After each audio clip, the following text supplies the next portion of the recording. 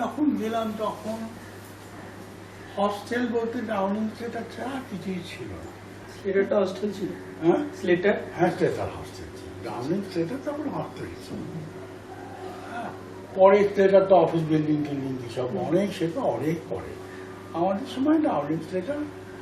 আর আর আমরা ছিলাম ফার্স্ট ইয়ারে ব্যারাকে ছিলাম।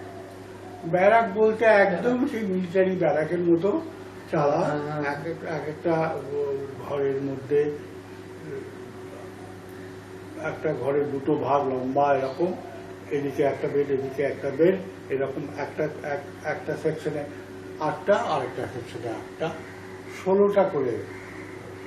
স্যার এই ব্যারাকগুলো কি আমাদের এখন যেগুলো হোস্টেল 14, 15, 16 ওইগুলোর পিছন দিকে ছিল, মানে ব্যারাকটা কোথায় ছিল ঠিক ব্যারাকগুলো? আমি হোস্টেল 14, 15, 16 স্যার আচ্ছা। ফার্স্ট গেট হ্যাঁ মেইন বিল্ডিং স্যার। হ্যাঁ এবার আপনি ফার্স্ট গেটে যদি এরকম ভাবে দাঁড়িয়ে থাকেন, হ্যাঁ এই বাঁ দিকে পড়ে একদম এক কোণায়, মানে মানে শালিমার পেন্স যেদিকে এখন আচ্ছা ওইদিকে ব্যারাকটা এখন হ্যাঁ, ওইখানে। ওখানে ব্যারাক ট্যারাক তো নেই এখন। না, সেই এখন বেরিয়ে- না, আছে, অল্প স্যার, কয়েকটা ব্যারাকটা আছে, আছে। হ্যাঁ অল্প ব্যাগটা কয়েকটা আছে। প্রিজার্ভ করা আছে। সেগুলো স্যার বোধহয় গ্রুপ ডি স্টাফেরা থাকে, মানে আমরা নেটে পড়েছি আমাদের গ্রুপ ডি স্টাফেরা এখনো থাকে, এবং সেটা নাকি সেকেন্ড ওয়ার্ল্ড ওয়ারে আর্মিরা ইউজও করেছিল। তোমরা কেউ ব্যারাকের ফটো তুলে ফেসবুকে দাও না কেন? ব্যারাকের ফটো আছে কয়েকটা, মানে আমরা ওদিকে যেতে দেয় না আমি তো সবসময়। দেখতে পারি অন্তত। হ্যাঁ, ছোট ছোট ভাঙা ভাঙা দেখেছি, মানে আমরা নেটেই দেখেছি, তবে আমাদের ওদিকে তো অতটা যেতে দেয় না, ওদিকে অ্যাক্সেস দিতে দেয় না। মানে ওখানে বোধহয় থাকে বোধহয় গ্রুপ ডি স্টাফেরা বলে আমাদের স্টুডেন্ট মানে রাত্রিবেলা যেতে মানে হয়। রাত্রিবেলা যেতে সকালবেলা দেয়, যেতে দিনের হয়। বেলা রাত্রিবেলাকে ফটো তুলতে না পারছি। রাত্রিবেলা গিয়ে ফটো তুলে আমি অন্তত দেখতে পারি যে ব্যারাকগুলো কি হ্যাঁ, অবস্থা হ্যাঁ, হয়েছে। হ্যাঁ, হ্যাঁ। আমি অনুরোধ করব যে আমাদের কাছে ওইটাই কিন্তু স্মৃতি। হ্যাঁ। ফার্স্ট ইয়ার সেকেন্ড ইয়ার ওই ব্যারাকের মধ্যে ছিল দুটো বাথরুম ছিল, টয়লেট গুলো সব আলাদা, অনেক দূরে। সিরিজ হবে মিলিটারিতে যেরকম হয়। হ্যাঁ, আর কলেজে সব প্রীতম কলেজ তখন, এখন কলেজ তখন জানি না, আমাদের কলেজ ছিল 7টা থেকে 11টা আর 12:30 থেকে 3:30। আচ্ছা, এই সত্যি কলেজের সময় শুক্রবার দিন মুসলমানদের নামাজের জন্য সেটা 11টা থেকে 12:30টার জায়গায় 1টা অবধি খালি থাকতো, নামাজ পড়ে 1টা থেকে 4টে অবধি শুক্রবার দিন। শনিবার দিন 7টা থেকে 11টা। এই হচ্ছে ক্লাস ছিল তখন। এখন কি হয়েছে, এখন কি হয়েছে ক্লাসের সময়? এখন 8টা থেকে 11:40 একটা হাফ, আর 1:20 থেকে 5টা। 1:20 থেকে 5টা।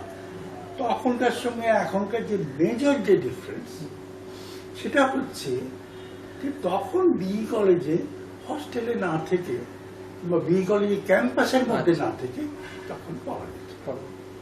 আমি জানি আমার সহপাঠীদের মধ্যে, আমার সমসাময়িকের মধ্যে ফার্স্ট গেটে বাইরেই ঠিক বাড়ি, কিন্তু তাকে আচ্ছা, বাড়ি থেকে ক্লাস করতে দেওয়া হয়নি, তাকে হস্টেলে থাকতে হয়েছিল।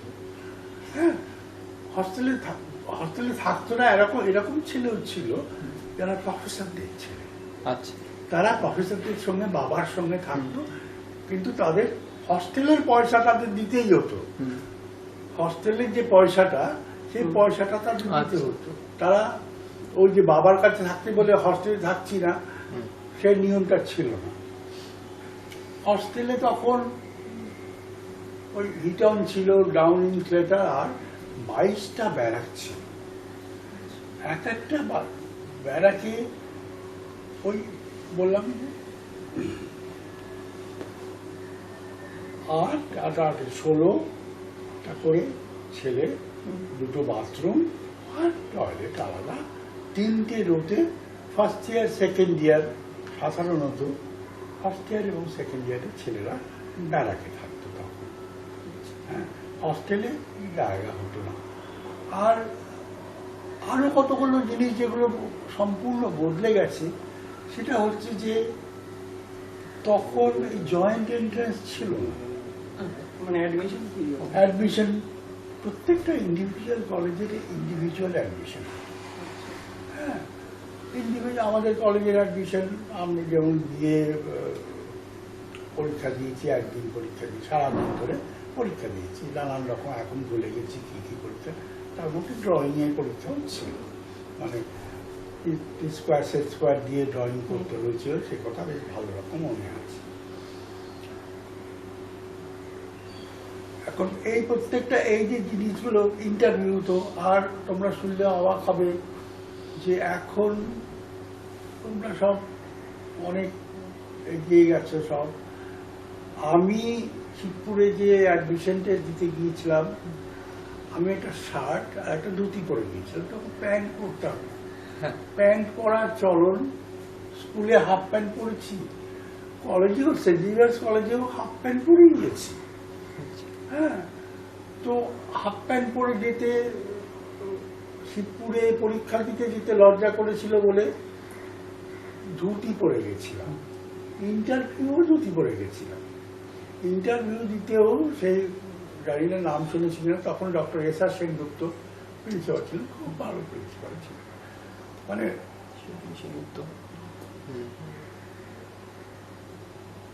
খুবই ভালো প্রিন্সিপাল ছিল।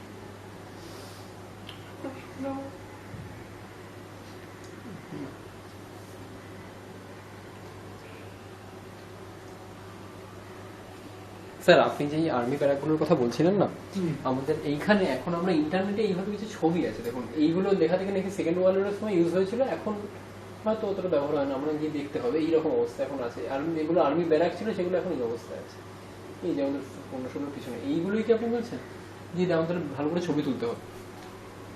ওগুলো একটা লম্বা এরকম আচ্ছা আচ্ছা বিল্ডিং, আচ্ছা, হ্যাঁ, সামনে দিয়ে ঢোকো, সামনে একটা দরজা, দুপাশে বেড, আর কিছুই নেই, বেড দুপাশে, মাঝখান দিয়ে প্যাসেজ, বিল্ডিং এর মাঝখানে প্যাসেজ, এপাশে বেড এপাশে বেড, এরকম বেড, পাশে একটা আলমারি, খাটের সঙ্গে একটা, সামনে একটা ছোট্ট পর্দা, পড়তে পারবে, খাটের উপরে বসে যাতে ছাত্ররা পড়তে পারে সেই রকম একটা কিছু। এটা দেখে মনে হচ্ছে না সেই জিনিস, আচ্ছা, এটা দেখে সেই জিনিস মনে হচ্ছে না, এটা এটা সম্পূর্ণ একটা তো। তখন কলেজে কোনো ইউনিয়ন ছিল না। কলেজে আমাদের যে ওই ইনস্টিটিউট বিল্ডিংটা এখনো আছে, সেটা কাঠের পাটাতন, কাঠের স্টেজ, এটা তো এখনো আছে। আমি কিছুদিন 1 বছর আগে গিয়েও আমি দেখেছি, সেটা সেইভাবেই আছে, বিউটিফুল কাঠের তৈরি, উপরে ব্যালকনি রয়েছে। আমাদের স্টুডেন্ট বডি বলতে ওই একটাই ছিল, স্টুডেন্ট ইনস্টিটিউট, সেক্রেটারি ছিল, কিন্তু কোনো রাজনীতি ছিল না, কোনো পলিটিক্যাল কিছুই একেবারেই ছিল না, কোনো পলিটিক্স ছিল না। আর আমরা যারা আর্কিটেকচার ছিলাম, আমরা অদ্ভুত, আমাদের অ্যাডমিশনটা অদ্ভুত হয়েছে।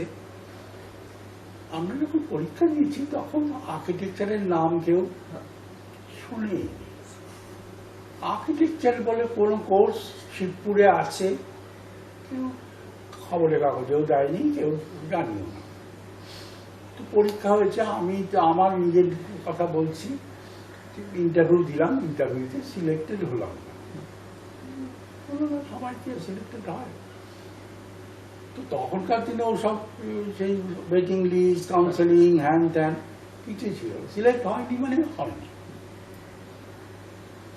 তখন শিবপুরের এমন নাম, সারা ভারতবর্ষে 4টে কলেজ, এবং শিবপুরের তখন এমন নাম যে শিবপুরে ভর্তি হলে আর সে মনে করে যে কি হয়ে গেল। তো কিছুদিন বাদে আমার বাড়িতে একটা চিঠি এলো যে তোমাকে এই আর্কিটেকচারে একটা কোর্স অফার করা হচ্ছে, এটা এখন ডিগ্রি কোর্স নয়, এটা একটা ডিপ্লোমা কোর্স, তবে শিগগিরই ডিপ্লোমা ডিগ্রি কোর্স হয়ে যাবে, তুমি যদি নিতে চাও। আমি তখন অলরেডি সেন্ট জেভিয়ার্স কলেজে আমি ফিজিক্স অনার্স নিয়ে পড়তে শুরু করেছি, কিন্তু আমি সেটা ছেড়ে দিয়ে আমি শিবপুরে বাক্স বিছানা, ড্রয়িং বোর্ড, স্কোয়ার নিয়ে শিবপুরে হস্টেলে পৌঁছে গেলাম। স্যার তখন কি প্রত্যেকটা বিষয়ের জন্য ধরো সিভিল বা মেকানিক্যাল আলাদা আলাদা পরীক্ষা হতো? না, একটাই পরীক্ষা হতো। একটা জয়েন্ট পরীক্ষা হতো, একদিন পরীক্ষা হতো। ইন্টারভিউ হতো বেশ কিছু দিন, কঠিন ইন্টারভিউ ছিল। ইন্টারভিউটা কঠিন ছিল। বড় বড় লোক, প্রিন্সিপাল শুদ্ধ, বড় বড় লোক, সমস্ত প্রফেসররা প্রশ্ন করতেন।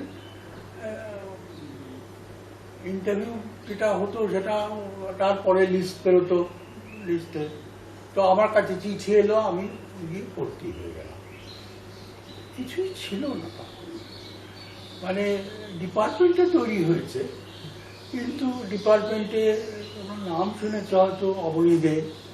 অবনী দে তখন ছিলেন, কিন্তু ডিপার্টমেন্টে প্রচুর পয়সা খরচ ছিল। তখন তো আমাদের সে ড্রয়িং বোর্ড, স্কোয়ার, সেট স্কোয়ারও তৈরি হতো না, সব আসতো বিলেত থেকে। আমাদের সমস্ত কিছু drawing board, square, set square সমস্ত বিলেতি ছিল। প্রত্যেকের বোর্ডে ড্রয়িং, প্রত্যেকে ড্রয়িং টয়িং সমস্ত বোর্ড ছিল। নতুন একটা ছোট্ট বিল্ডিং হয়েছিল সেখানে, সবাই পেন্টিংয়ে গন্ধ পেতাম আমরা তখন ঢুকেছিলাম। এইখানে ক্লাস হতো, আর আমাদের ক্লাসগুলো হতো, পড়ানোর লোক ছিল না, তো সেভাবে অর্গানাইজড হয়নি। একটা কোর্স খুলে দেওয়া হলো।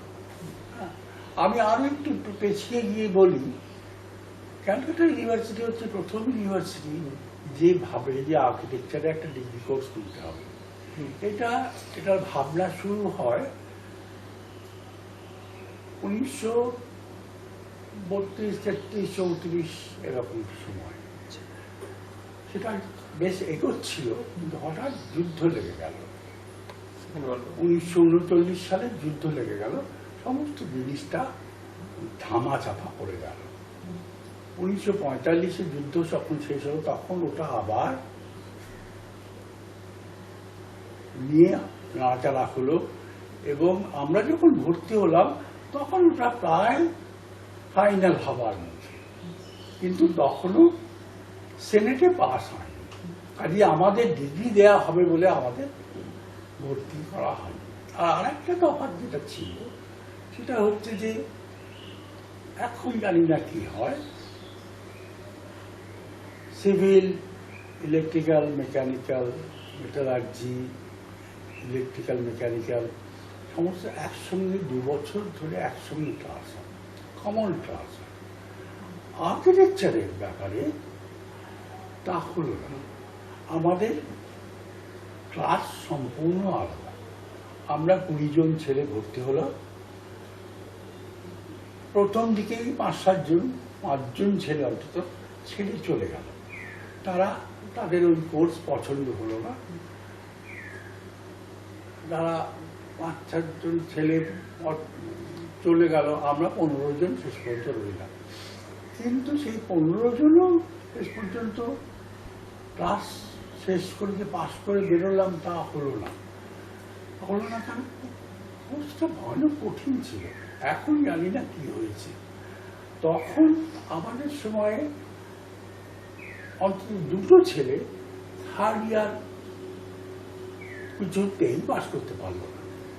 ওরা তখন বোধহয় নিয়ম ছিল 1-2 বার বোধহয় পরীক্ষা দিতে দিত, তারপরে আর বলতে ছেড়েছিল না।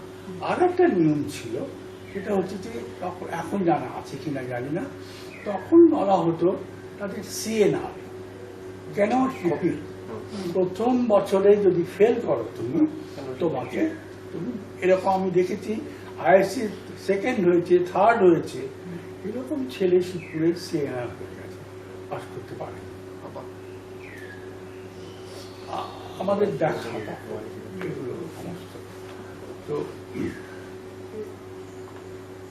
এই নিয়মগুলো এখনো আছে কিনা জানি না, যে এখনো তো আর্কিটেকচার CNC আছে, আর আর্কিটেকচারের আমাদের আলাদা পড়া, মানে বাকি সব ডিপার্টমেন্টে। আচ্ছা, তখন আর্কিটেকচার একটা এমন একটা নতুন সাবজেক্ট। আমি একটা ফেসবুকে একটা লিখেছি, বহুদিন আগে লিখেছিলাম, আছে এখনো, ওরা তোমরা খুঁজে পাবে, আর্কিটেকচার বলে। তখন আর্কিটেকচারের ছেলেদের একদম সেই মানে নিচু জাতের লোক, তারা মানে সেকেন্ড ক্লাস সিটিজেন শিবপুরে এইরকম ছিল তখন।